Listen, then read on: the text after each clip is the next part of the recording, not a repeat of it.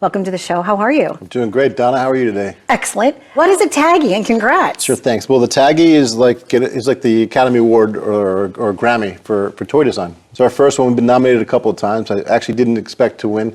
And I kid you not, I was literally walking out of the restroom trying to figure out where the bar was when I heard my name get like announced. I was like, oh, really? Wow.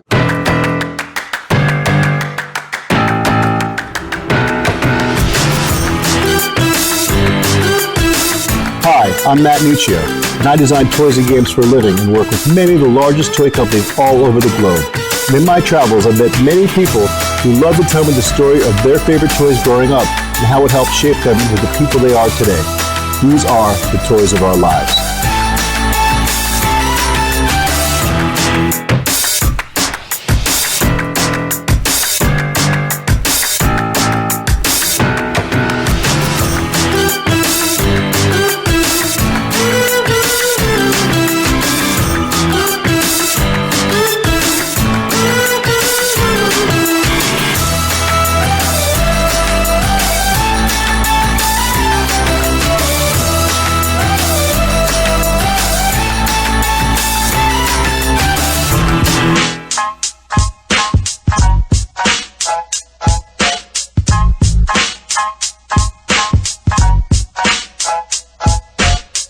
Oh yeah, I had all the dinosaurs. Every dinosaur you could imagine. I walked past the dinosaur section when I first came to the second floor, and I had a little bit of heart palpitations because I missed them so much, you know. Triceratops. Can you do your best Triceratops impersonation? Yeah, you like that? I love it. I love it. You're great. As a child, what were some of your favorite toys? Oh, the silent treatment? Whatever.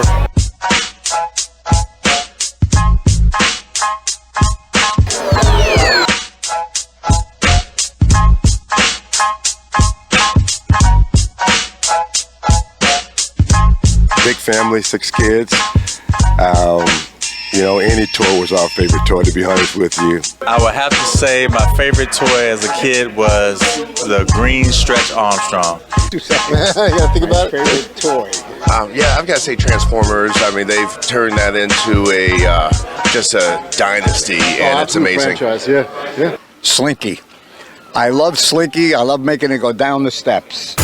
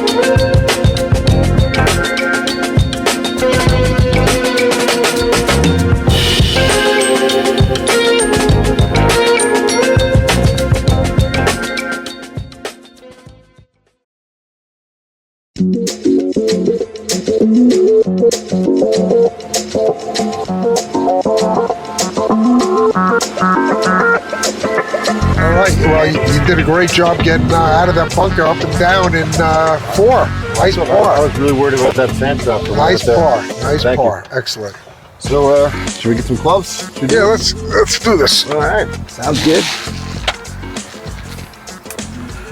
How'd you become such a great putter? Oh, thanks.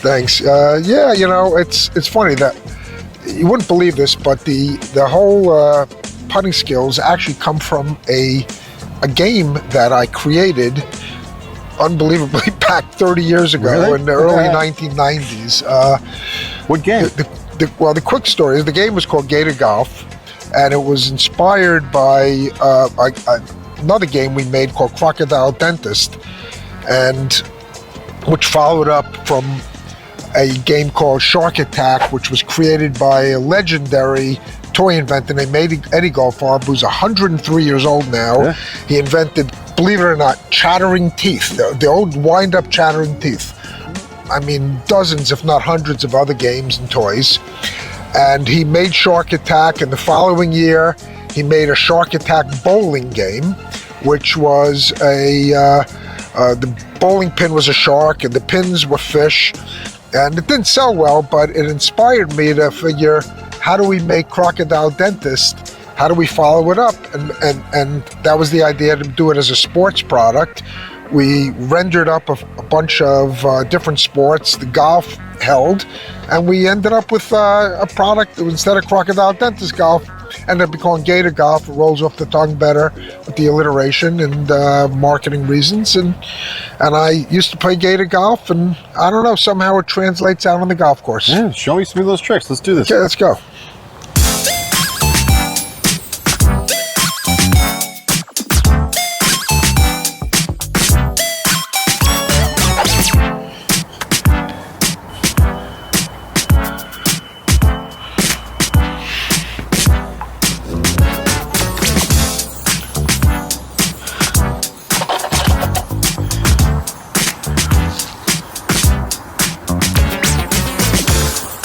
Those are incredible putting skills, Bob. Thank you for teaching me so much today. Is this the preferred putter? That is definitely the right club for you. Oh, thank you so much. What's up next for next toy? Oh, next toy, we work a lot with Goliath Games and Toys, who make Gator Golf. And we have a Power Saber coming out. It's the first automatic extending and retracting lightsaber that's ever been done. Wow, that's pretty cool. Where can I find those? Target, Walmart, Amazon, every toy store. Wow. I'm going to go find one myself. Thanks, Bob. Thanks, man. Great round. Excellent.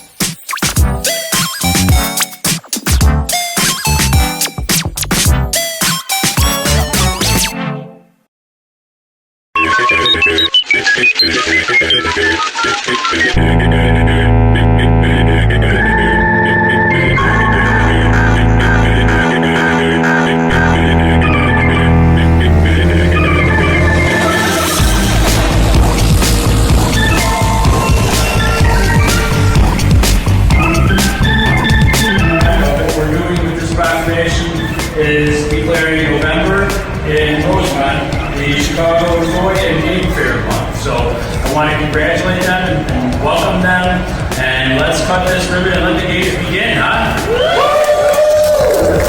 1, 2, 3.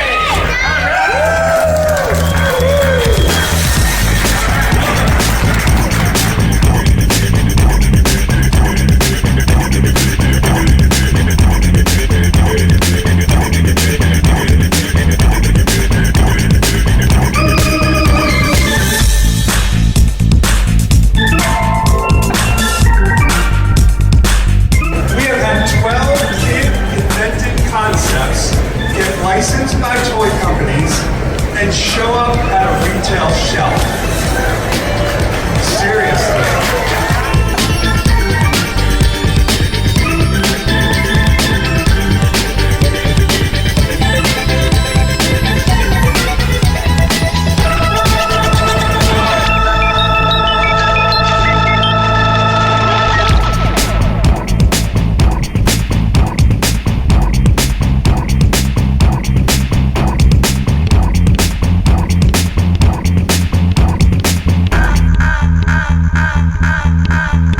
Welcome out, ladies and gentlemen, and welcome to the 19th Annual Young Inventor Challenge International Championship Awards Ceremony.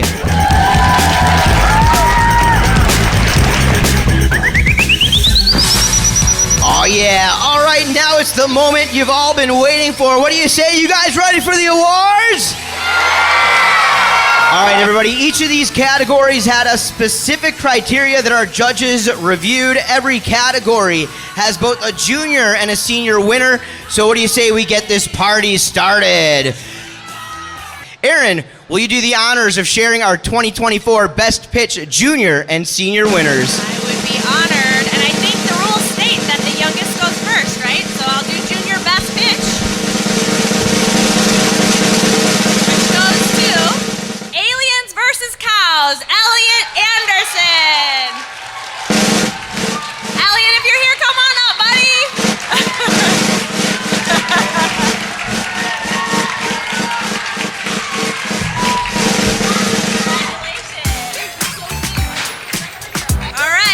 A senior winner for Best Pitch, and that is going to Skirmish Battle War, Gideon Kaufman. Come on up, Gideon.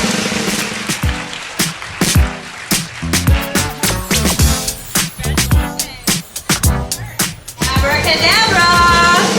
Junior Most Innovative goes to Makenix, Richard Lee, and Claire Trappa.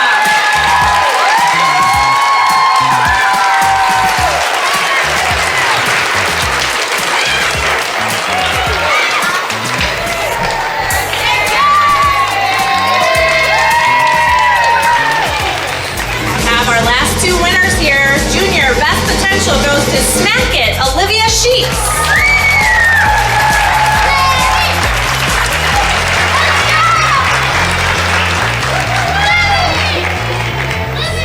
And our final winner of today goes to our senior Best Potential 10-ball Alex Kirsch. Maybe he's on camera. Hi, Alex.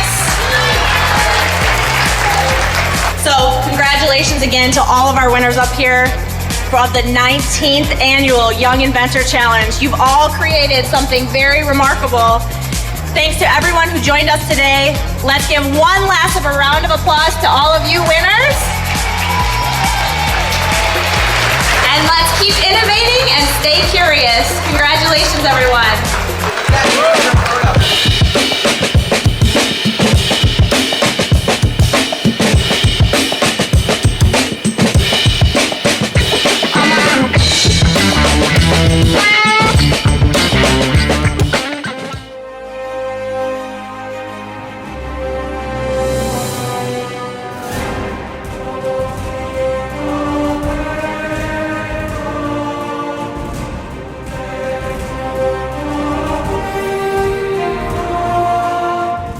Invention, my dear friends, is 93% perspiration,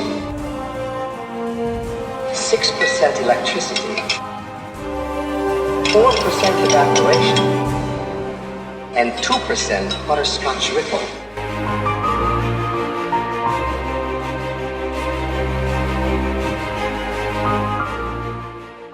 Well, the winner of the Game Inventor of the Year is somebody who said to me they hope they can share the stage with me tonight, and the winner is April Mitchell. Wow, this is amazing and this is beautiful. So many of you know I started here like 7 years ago with awful concepts, really just trying to do something with them. So it's amazing to have this award. Sorry, I gotta open my paper here. Totally nervous, but whew, okay. So here it goes.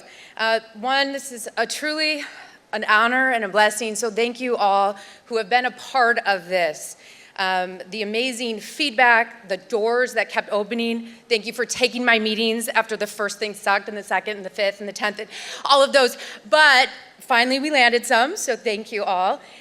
But before I get into all of that, first I want to give praise, honor, and glory to Yahweh, my Creator and Heavenly Father, and the reason I am standing here today for this blessing. So, and then my family, my husband Tony, 4 kids, all teenagers, Anthony, Alexander, Abraham, and Annabelle, who this award is theirs. You've all seen them in every single video. They have done everything and have been a part of every game. Thank you to my friends and co-designers. You see this list of here of the amazing people I get to work with. So thank you to Brad Cones, Corrine Rosalia, who is here today, Serena Fadlon, and Ed Garten. And an extra shout out to Ed Garten, who mentored me in this industry. And when he asked, why should I do this? I said, because one day I'm going to stand on that stage and get a taggy and say thank you. So thank you, Ed. Okay? And a big shout out to the amazing publishers of all these games, Martin X, Do You Play, Foxmine, John Adams, Hootenanny, Moco Games. It is a blessing that you believed in these games and me and the co-designers, so thank you. I would not be here without you, so this is your award too. The co-designers, my family, the manufacturers, thank you so much. And thank you for, again, all of those who supported me, cheered me on, gave me another meeting.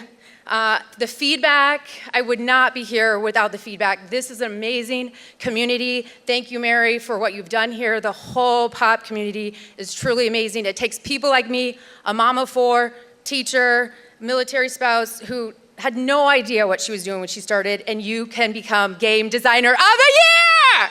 Thank you. Thank you so much. Hi, I'm Alex Mackey with Lethal Chicken Games. We were nominees here at the Taggy Awards tonight for Little Peg for Best Design. It was a great night. Mary Cousin does a phenomenal job. It was a super fun event, and we're just super happy to be part of the toy industry. Mary, thank you so much for everything that you do. You are the most amazing person in the entire world. Hey everyone, we're here at the Taggies 2024 edition and having an amazing time. Huge shout out to Mary Cousins for putting on once again an amazing show and putting on an amazing week. She's just the lifeblood of this whole community, and it's the best time of the year. So, great time. Shout out to Mary for the greatest toy week of the year. Woohoo! The most dedicated, most supporting to anyone in the toy industry. Thanks for everything, Mary. Steve Rad with Abacus Brands and Backdrop.com. I'm here with my man Christian from Clask. We want to say happy anniversary to Mary Cousin, the TA. Thank you for having us. We love you. And finish it would be hyvä syntymäpäivä. Ja onnea kaikesta tästä. That translation is, where do I find the Penang curry around here? Yeah, pretty much.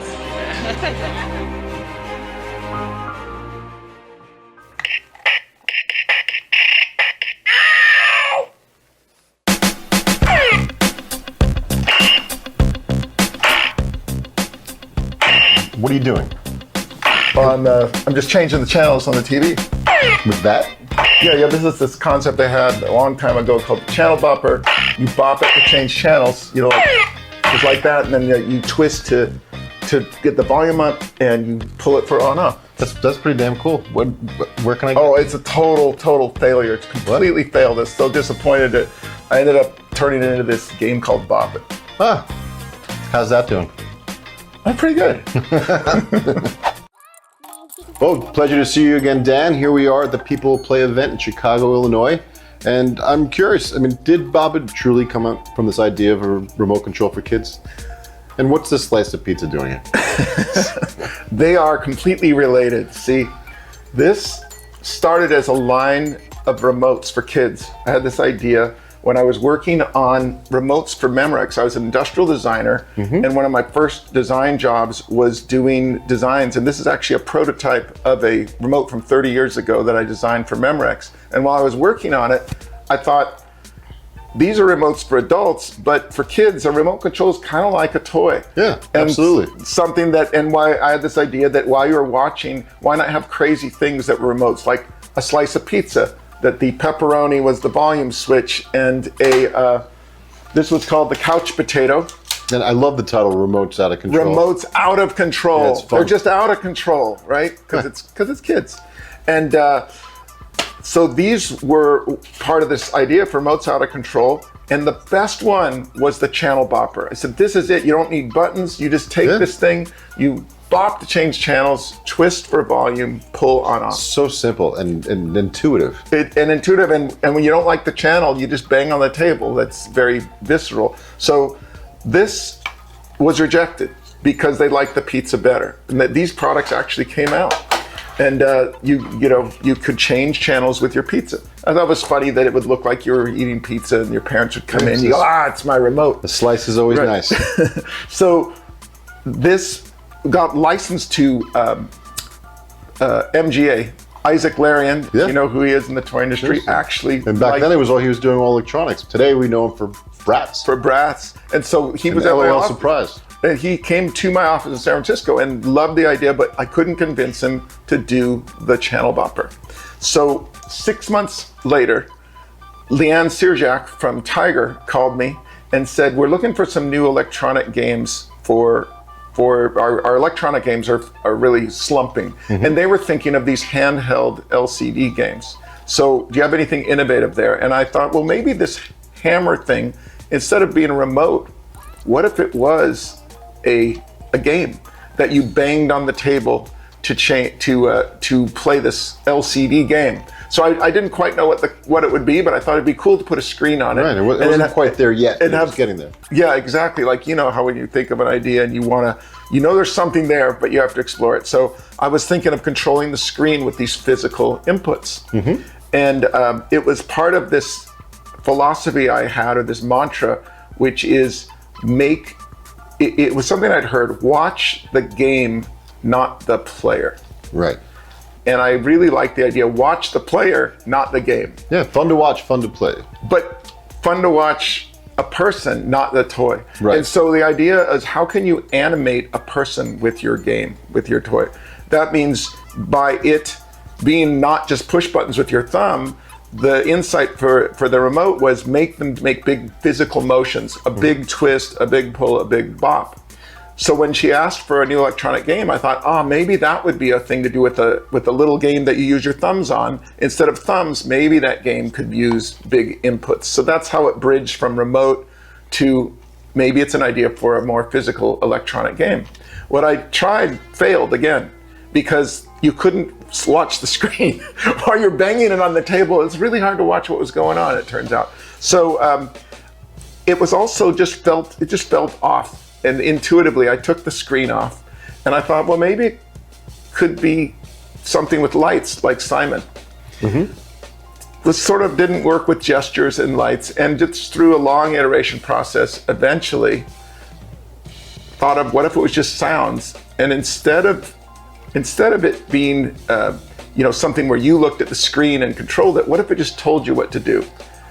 No, that would be, that probably won't work. It'll probably be too complicated, and so but the fact is I mocked it up, tried it, and that's how it became Bop It, Twist It, Pull It. It was the simplest thing in the world. Just tell them what to do to it and see if that was a challenge. And it's become as American as apple pie. I mean, everyone has a Bop It. How many years now has it been?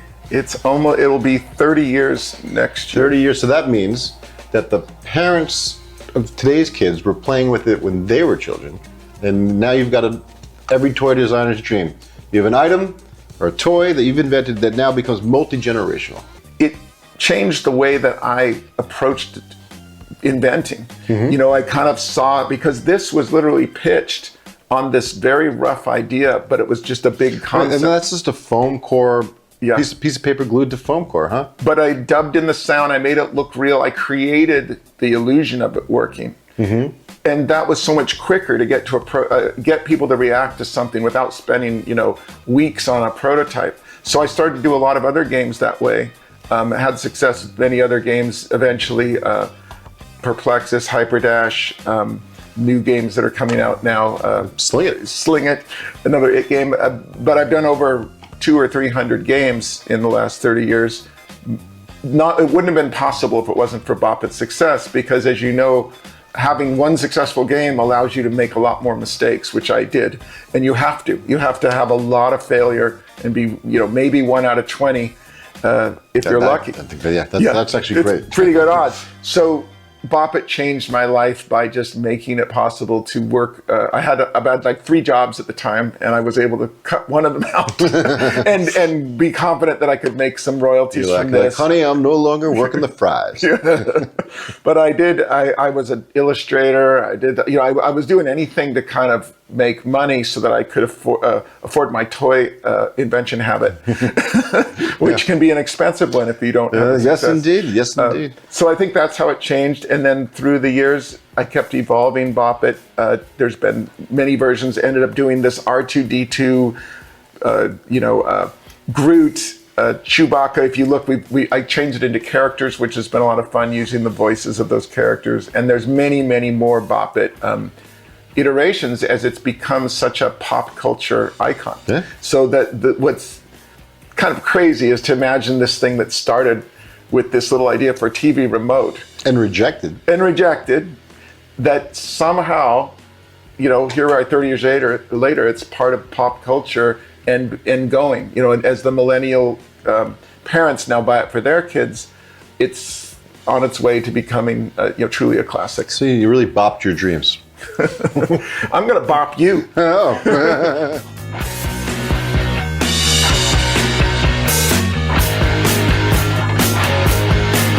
Dan, well, I'm really happy for you and that all your dreams have come true.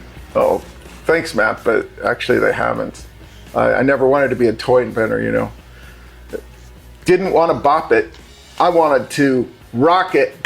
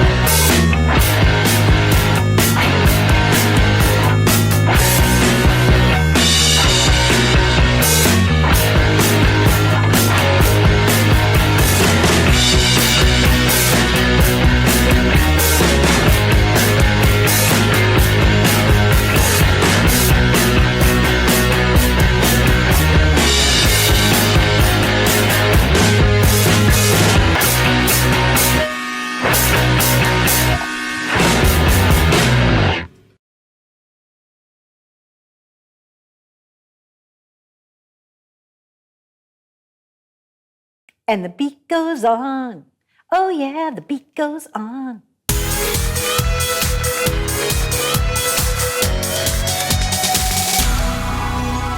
Joining us once again is Larry Jaffee, and he's here for a whole new reason. It has to do with beats, like music beats, and beets, literally the things that you eat. Wow, what is going on with beats and beats?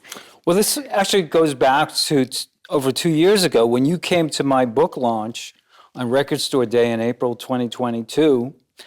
My book was called Record Store Day, the Most Improbable Comeback of the 21st Century. Record Store Day, yeah. Right. So records, the revival records are looked upon as something of the past, right?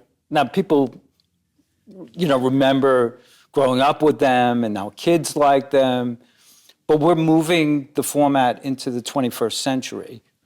So we're not actually doing vinyl. We're making our records out of sugar beets, a plant-based material, totally fossil fuel free. These records have been tested, and in fact, my partners are in Iceland this week, presenting our first sampler promotional record of 9 artists who are playing the big music festival called Airwaves there. I first got this idea sitting on a plane, connecting to Reykjavik. I'm looking at these artists, over 200, and I'm thinking to myself, if any place in the world needs a record factory, it's Iceland. At that same conference where I just came from in Germany, I heard about this new material made out of sugar beets, and a seed was planted. Okay. So this product, right, does it have the same type of mastering, Larry? Like, are you pressing the vinyl to get the grooves to make? Well, the process is somewhat similar, but the actual pellets. Layer? Okay. Yeah, records begin with something called the hockey puck. Right. And it looks like a hockey puck. It's a hunk of plastic. Right. They used to call it a not so nice word that started with a T, but I know what you're talking about. Right. So okay. We'll call it a hockey puck. When, All right. when the sugar beets get processed into this new material, it looks like plastic, but it's not plastic. Okay. And the pellets are very similar. I was very fortunate to become very friendly with someone who builds record plants across the world, 24 factories. His name is Kevin DaCosta. Kevin has spoken at my conference making vinyl since 2019. Wow. So also, since 2019, I was in touch with a friend of his who he helped build his plant. His name is Gummy Isfeld. And he was born in Iceland, but since 2018 has operated a factory in Copenhagen, Denmark, where he went to learn graphic design, in fact. It's a whole new world. It is. So records are making a comeback, right? But now you're doing it in a whole new way. So you're putting the beats on the beats. I love that. You can use that unless it's already been unless they're already using it. But I think it's kind of clever and cute. So the way that it's doing it though, is it still the same type of record player where it's like needle drop, or is there a different player? No, it's exactly the same. Really? Plays on any, yeah. You don't need new equipment. Were you fascinated by that? Obviously, Absolutely. And the first time I heard one of these records was in March. Okay. We went to Iceland Music, the three founding partners. Now, we didn't know if we really just had an interesting idea or could we really run with this. And the government and the music industry rolled out the red carpet for us. Wow, that's wonderful. So it's a government that's very ecologically minded. They are. And the music industry is also focused on sustainability now. So they're looking for solutions to lower their carbon footprint. Beautiful. They're not edible though, right? Once you Actually, process them. you wouldn't get sick by eating one of our records. How many plays? How many plays Well, do you that's think you a very good question. One or no, more? A few. It's made to last. Okay. And they're being tested right now at the University of Liverpool for to answer that type of question. So great. Yeah. Now, this first promo beat record, how many plays are on it? Like how many performances? Nine tracks. Okay, 9 tracks. Yeah. Okay. And these are all mostly unsigned artists from Iceland. So we are launching a label as well, in addition to building a factory. Yes, and the label is so called? we're hoping to, it's called Thermal Beats Records. Yeah, Thermal Beats. Yeah. Wonderful. And what's great is there are a couple new research studies that show that Gen Z and millennials especially will pay more for a record that cares about the environment. Yeah, it's a really good idea. It's brilliant. I can't wait. I want to start my collection today. And how many pieces are you thinking that you're going to be able to produce? Well, we should have at least 10,000 a month. Awesome. So, we have then it you're all going to have to planned out have your already. own beet farms. What's that? Then you're going to end up having your own beet farms, right? That's the phase 3 plan. Gotcha. Major European companies, considering the possibility of we would grow the beets in Iceland and then also process them there. But that's going to take a lot of money to do that portion of it. Well, actually, where we're planning on doing the factory is 5 minutes away from the airport. And they are planning on turning this into a ecological tourist Center. destination. So Count me in. You know, there might be some really nice promotional money coming our way. Right. And you're right. We will have like a glass window that you could actually see it, and you could actually make your records. I think 2 days a week we're planning on doing that. That Where you could like record your voice and print your record on beats. Right. Oh man, you're awesome. This is so cool. Thank you for coming to share this story with me, because you know I love all that type of stuff. I love the entertainment industry so much, especially music. You know, grew up with it, love it. It means so much to me. But I like the fact that this is a global initiative, you know, that you're doing it with Iceland. And they say that, you know, the whole story about Iceland, right, is that it's actually very, very beautiful.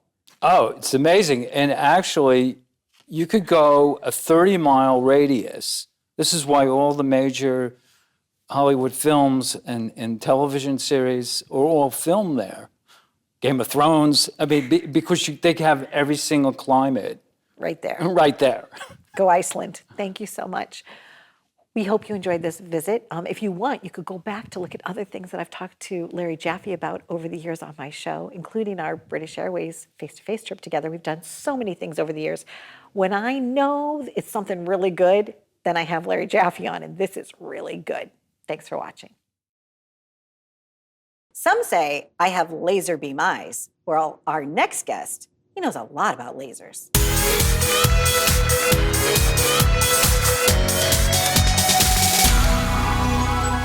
Our next guest is David Bean, and today we're going to be talking about lasers and how they can apply to make us feel more beautiful. How are you? Excellent. Nice to be here. Good. We got a chance to have dinner last night, and I loved that so much because when you come in from out of town, a lot of times we gather together on a Sunday night at Mateo's, we have dinner, we get to know each other, and I'm fascinated by your journey. So not only am I fascinated by your product, David, but I'd like to know your relationship with lasers. How did that start for you?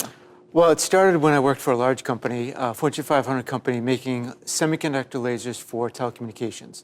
So we were the world leader in amplifying internet signals using semiconductor lasers. It's kind of a niche market, but it went mainstream with telecom. But I always wanted to start my own company and really enable technology to really impact people's lives on a day-to-day basis. And that drove me to where I am today. So Nira, right? What is this technology? What makes this work? And how does it help our skin with collagen? So my first company, we developed laser chips for medical devices. This is for dermatologists, plastic surgeons, and even regular surgery in the OR. And it was great because prior to that, they used these gas and crystal lasers that were very bulky, super expensive. And we miniaturized them to laptop size using semiconductors, much like cell phones or mini computers, right? Smaller. With Right. semiconductors, exactly. But like I said earlier, I really wanted to get it mainstream. And it still was not affordable to get laser treatments to really rejuvenate your skin and address some of the cosmetic concerns that people have with their skin. So I launched this product, which basically took that same professional-grade laser chip and put it in a handpiece with a little less power, but with the same efficacy to get the same great results without having to go in office to your dermatologist and get that at home. Now, some dermatologists are still using your products, but this is a different opportunity where somebody could also use this at home. Exactly. Okay. It's just like there's supercomputers, Right. you know, that big companies use. Right. And then some there's for your home computers. office. Right. Right, and they both get the job done. Right. Right, one's, you know, tailored to the home market with great results, and that's what we're doing with lasers. Now, walk me through this. How easy is it to use? Because I was asking you last night, I told you I'd be willing to just try it if you talked me through it. Of course. Okay, so tell me how this works. Okay. Well, we've done professional clinical studies, Yes. and 99% of people say it's easy to use. Okay. So I am sure you're one of the 99%. So I'm happy to show you if you want to give it a try. Absolutely. And the other thing too, you know, you're talking about the safety and everything. You had to get this approved, right? This is an approved unit. Absolutely. This is a Class 2 medical device. This is the real deal. It's a relatively high-power laser for medical treatments. And we went through the FDA approval cycle. And we were cleared both for safety, for at-home use, and for efficacy. So it's proven to work. Wonderful. Okay, walk me through this. So this is our Pro unit with the larger aperture. Okay. And it's just got one button. And you can select the energy level for how much heat's going in the skin. And there's sensors in the tip. And all you do is after you select the level, you put it on the skin, and you hear 2 beeps. The first beep, the laser's treating. The second beep says that spot You're is good to done. go. And you move to the next spot. Lovely. So in just a couple minutes, you can move it around your face and treat your skin. Okay, one of the things I was talking to you about last night was my angry 11s, and that's because I didn't wear course. sunglasses. Like I squint, right? And yeah, yeah. so It's common. not only do you need sunglasses to protect your eyes, but okay, and if Jacqueline, if I make my makeup messed up, then you'll just have to. Okay. It shoots right So through the makeup. Yep. Okay, right through the makeup. Yeah, there That's you go. it? That's it. And you're feeling a little bit of warmth, right? Yeah, it's like a hug. It's like Exactly. it's like a kiss. Many It's people almost say like a kiss. It's like a warm kiss. Exactly. It's Many the feeling people- of. After you treat your whole face, many people say, feels like I got a massage. Because there's like a warm glow after. So the cool thing about this is the only at-home laser that has no pain, no redness or erythema, and people just love using it. But it gets all the efficacy over a few months of use as the in-office treatment. So I turned 59 this year. Is it too late for me to start no. something like this? It's okay. Absolutely, it's okay. And Okay. in fact, the more wrinkles you have, the better this works. Really? Seriously. Yeah, we looked at ages from 35 all the way up to 75, and it works for all age groups. So your skin will respond to this, and it actually triggers skin renewing. So just like if you exercise with weights, kind of like your I muscles wanna do will it again renew and again and again, build. right? Yeah, Wait, hold it. this is what happens. Okay. It's kind of fun. Well, now It's I'm a awesome, Gemini, yeah. so I have to do the rest. Hold on. Sorry.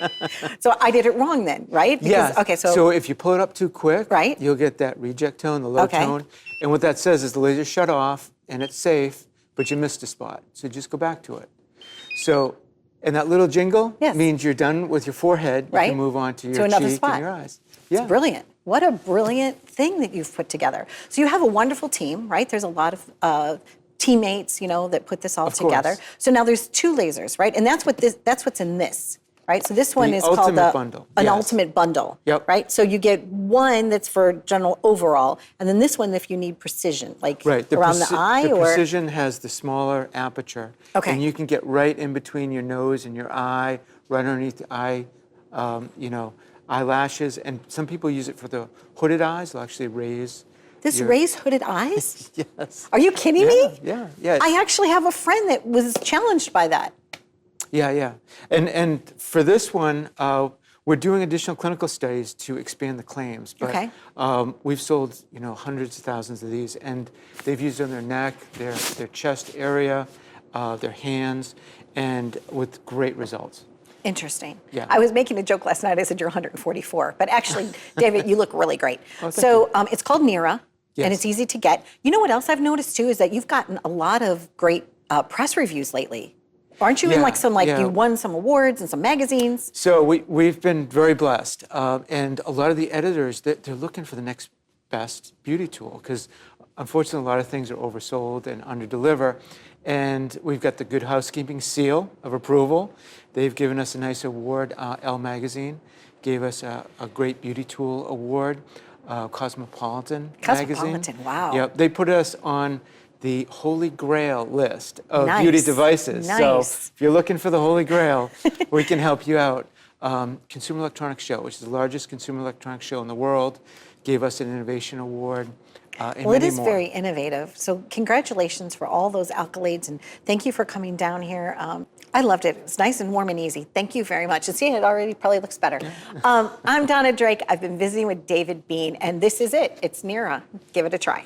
By the way, as David was leaving, I asked him, what are these? And I just found out. They have moisturizing serum and anti-aging cream. So that probably would go great with your Nira. Thanks for watching.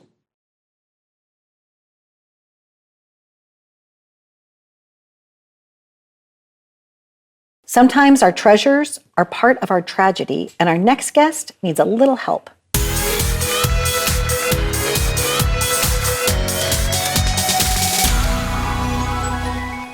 Joining us now is Dominique, and she is the owner of Paper Doll Vintage Boutique. And recently, in one of her locations, she had a horrific fire. So I wanted to bring her on set so that we could talk about her, celebrate her, and hopefully from our community, bring her team a little bit of love. Dominique, thank you for joining us. Thank you so much for having me here. We met years ago. I was able to come to your store in Sayville, and I was able to look at a lot of your wonderful treasures, and I'm sorry for your tragedy.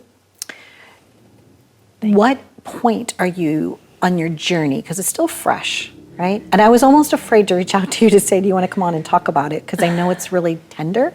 So let's just, if you can, tell me where you are right now. So it's only been about a week and a half, so it's absolutely brand new that this happened. And, you know, I am dealing with this, trying to figure things out on my own, on the steps to take. But, you know, we are trying to get back into business as quickly as we can in whatever capacity we can. My shop burned down, and that included all the inventory upstairs as well as in my basement, which was about 15 years worth of a collection. My store has been open 13 years and maybe 16 years worth of a collection, because I was collecting for at least 3 years before gearing up to open my own business while I was bartending, saving money, writing a business plan, and looking for a location. And these items are one-of-a-kind vintage items. We try to get only mint condition pieces from the 1920s through Y2K. So everything there was handpicked and very, very special. And especially during the pandemic, we acquired so much inventory as people were home during lockdown, cleaning, people were moving, and we made a lot of investments during that time to get inventory that I knew I would never be able to come across again. So that and that's how you used your EDIL money, right? Yes. I had an EDIL loan as well, which kept my doors open. I was able to pay people. And because I sit 6 feet away from someone, I was able to kind of still stay in business, right, during that time. And here you were putting in all your time and all your love and all your treasure to build something, right? And now this tragedy has occurred. Yes. But yet you still have to pay your EDIL loan. Yes. Right? So I, business owner to business owner, I said, Dominique, what can I do to help you? So you have another location, but it's not about that. It's about these treasures, if you will, that were in this, was a 3-story building, right? 2-story. Oh, 2-story, okay. Well, the other location is also a little bit different. We do retro items and novelty items, but it's not vintage. clothes, so yeah. my inventory there is not that. And really the vintage store was supporting the other store financially. So that's something else that I have to think about, that I haven't thought about that much yet. Okay. But, you know, the majority of the inventory, or all the inventory, the clothing is gone, but the community has been donating clothing. We started a GoFundMe, and people have been contributing to that as well. So that will hopefully help us get our first steps into going back into business. We have neighbors. The community of Sayville has been amazing, and the neighbors across the street from us at Sayville Spice have invited us to have a pop-up shop in the back of their store for the holidays. Great. So whatever donated items we have, whatever items I have in my personal collection that might not fit me anymore, I will be bringing over to the shop. And the community has really brought some beautiful pieces to us. So I do look forward to opening in whatever capacity over there, and figuring out our next steps, whether it's coming back to our building and rebuilding from there, or finding another space and possibly coming back bigger and better. But for right, it was attached, if I remember correctly, the Sayville store, it was like almost like an attached group, like right on Main Street there, right? Yeah, so we were in the main strip of all the businesses on Main Street. It's a lovely town. The Sayville Chamber of Commerce has been super supportive as well, and it's a town where when a business goes out, somebody rents a location right away, because it's a really thriving community, and it might be small, but boy, is it mighty. Yes. And we were part of the same building, technically, as the barbers and the restaurant next door. So that whole building basically is likely to be condemned. It's in really bad shape. So sorry to hear that. Thank you. Yeah, historic. historic. It was from street. the 20s, I believe. Yeah, it was really. So I am sorry for your loss. I do Thank believe, you. and a few celebrities have come too, right? Yeah, Because you had yeah. some celebrities also that have stopped by to say that they're going to help you, right? The day after it burned down, Michael Kors happened to be in town, so he came in. He told me to email him, so I did. I'm waiting to hear back. Melissa Joan Hart contributed to the Sayville fundraiser for all the businesses looking to recover.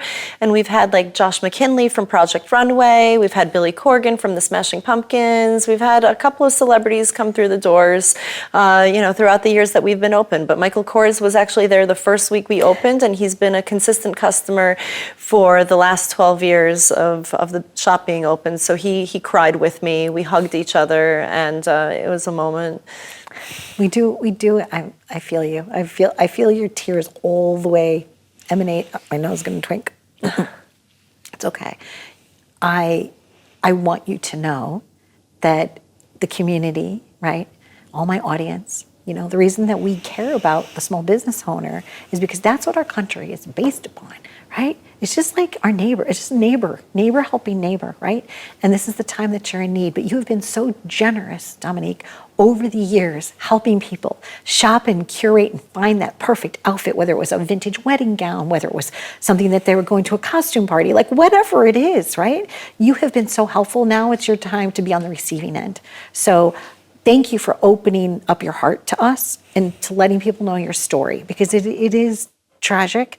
And hopefully other people that have really cool vintage things are going to send them to you. And before you know it, you'll be up in business again, But it takes a lot of courage to be here. I want to tell you, thank you for that. Thank you so much, and thank you for having me. You're welcome. It is not easy. I've had friends that have had homes that have lost everything in a fire, but I know that your business is your livelihood. And my business was my home. I live in an apartment. Most of my things and my personal things were in there, and most of my life memories. Over the last 12 years, I spend most of the time in that shop. And in addition to having people finding their dresses, we had local art shows, we had fundraisers, fashion shows, vintage prom. Like, it brought so many people together and so many friends together. But one thing that can't be burnt down is the relationships I've made over the last 12 years. It's true. Can't burn your spirit. Thank you Thanks so for being much. here. Thank you so much for having me. Beautiful spirit. It's going to be okay. Thank you. It's really going to be okay. Please, if you can help Dominique or someone in your own community, just do it. That's what it takes. All of us pulling together in the same direction to make a difference. And to me, that's what our show is about, and that's what life is all about. Just be there for one another. Thank you for watching.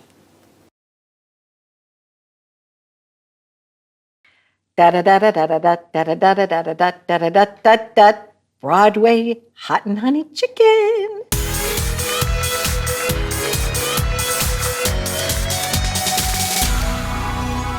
Joining us now is Michael, and he has a wonderful restaurant, and he's also a franchisor, and it is Broadway Hot and Honey Chicken. Welcome to the show. How are you? Good. How are you, Donna? Thanks for having me. Good. Did you hear me earlier when I was doing the chicken dance? Did you know what that is? I did. Do you do that often around your house at all, or no? Sometimes. We do it a lot in the morning before we open up the store. There you go. Yeah, Steph loves it. Okay, so what gave you the concept? I know what hot chicken is because my daughter at least lives in Nashville. And isn't Nashville kind of known for that hot chicken? It is. Okay. I've visited Nashville a few times. Always loved the chicken down there. That's kind of like where the idea came from. It's just a different style. Buffalo chicken is more like butter-based. Nashville is more of like an oil-based sauce. Okay. I feel like in the Northeast, especially New Jersey, they didn't have that before. So I always wanted to bring it there, and then that's kind of like where the whole idea came from. Awesome. Did you work in restaurants as a kid? I did not. All right. What kind of work did you do back in the day? So, or what did you want to grow up to be? So I've always been an entrepreneur. I have a couple other businesses, but one of my good friends, my best friend, he's been a chef. He has a culinary background. And, we kind of tossed this idea around back and forth. He's also my partner, co-founder of the company. Great. And that's kind of how it started. Okay. And what's his first name? His name's Mike as well. Easy to remember. Mike and Mike? Yeah. Two Mikes, two types of chicken. That's right. Okay. So hot and honey. And what is the honey type of chicken? So we offer a honey chicken as well for the people who don't like spicy. So same fried chicken, but you can get it either Nashville style or you can get it drizzled with honey. Sounds so delightful. What is the secret to making sure that you get a good product? Because not all chicken's the same. Sometimes you go to the grocery store and the drumsticks are really, really small and yeah, That's a great question. Quality of all product. of our chicken's all natural, no antibiotics, no hormones. It's all it's the highest quality chicken you can get. Okay, and that's important to you, obviously. Very important. Okay, so it's not just the sauce, not just the flavor, but it's actually the product. Correct. So everything in our restaurants cooked to order. Nothing is pre-made. Nothing is processed. All of our sauces are made from scratch daily. Our chicken isn't even pre-breaded, so we don't even bread the chicken until the customer puts in the order. Man, I'm coming to see you. And I know that you drove 2 hours to get here, and our show is from coast to coast. But you're also willing, and you're in the process of starting to have franchises. That's People correct. are going to franchise these with you. Yep, we are now Okay. licensed franchise in 28 states. We have 5 stores that are being built currently, and we're hoping to get to around 10 by the end of 2025. Cool. Why Broadway? Because it's a street in New York, or because of Broadway lights, or what? So what's the name when you about visit it? our restaurant, you'll understand it. So it's actually Broadway Street in Nashville. Okay. Our restaurant's Nashville themed. It's got a Nashville vibe to it. There's actually hand painted murals along all the walls of Broadway Street, and it's a direct replica of the street. It's fun down there. So you're bringing a little bit of the fun, a little bit of the taste, and a little bit of right? That's right. Yeah, that's so exciting. When Elise just moved down to Nashville about 5 years ago or whatever, I tried the hottest. You can't even put it to your lips, right? She took me to the biscuit place, then she took me to the hot chicken place, and I was like, ooh. But I guess you warn people. You tell people the different layers. Correct. And you order on a kiosk. How cool is that? It's full service, but if I read this correctly, you don't have any servers. Yes, that's correct. So that's what's unique about our restaurant. We have no servers. My wife and I, we always love to go out to eat. We like high-end restaurants. We like cook-to-order restaurants. But once we had kids, time became an issue. We don't always have time to sit down, order through a server. It's a process. So that's when the idea of coming up with a quick-serve restaurant, but with full-service feel to it. So you can come in, you could order at the kiosk, you can go up to the counter and order. You sit down, your food will come out in 8 to 12 minutes. Whenever you're done, you just drop your tray off and you walk out. It's amazing. And you pay through the kiosk too? You do. And we also have people who walk around, they check on you after your food's dropped. They'll ask you if you need anything, an extra sauce, refill on your drinks, napkins. How about hand wipes? I was going to say, do you have? We have it all. You need those for fried chicken, That's right. You definitely need those. What's one thing that you were surprised about, like in a happy way, when you decided to do this? So I guess when we decided to build the brand and come up with the concept, we weren't really sure how the community would respond to it.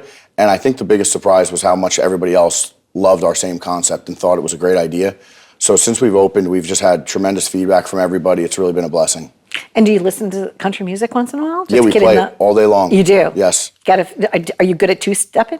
I was asking if you could do the chicken dance, but two-stepping might be better. I have a little practice to go. Okay.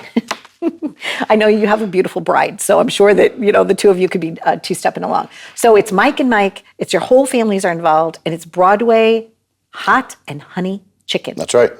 So exciting. I love doing what I'm doing. I really do. But if I wasn't doing this, I would either be an art teacher. I thought maybe an attorney, but maybe I would have been a good restaurateur. I don't know. Maybe in a couple of decades, I might buy a franchise. You should try it out. I might definitely try it out. I thank you so much for being here. Thank you. What do they need to do if they want to obviously, if they want to go to your restaurant, they can just go. But if they want to get a franchise, is there a website with it? Yes, so you visit our website, BroadwayChicken.com, and there's a link there, Now Franchising. Click the link, fill out the form, and somebody will reach out with you. Awesome. Thank you so much. Thank you, Donna. There you go. Maybe this could be your new happy place, right?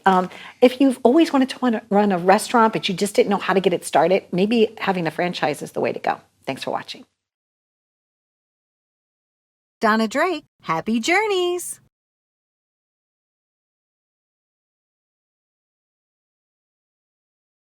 Take my hand, come with me, and we'll find better ways to be something much more. Live it up, live it up, live it up. Thanks for watching Live It Up. You can visit us at liveituptvshow.com.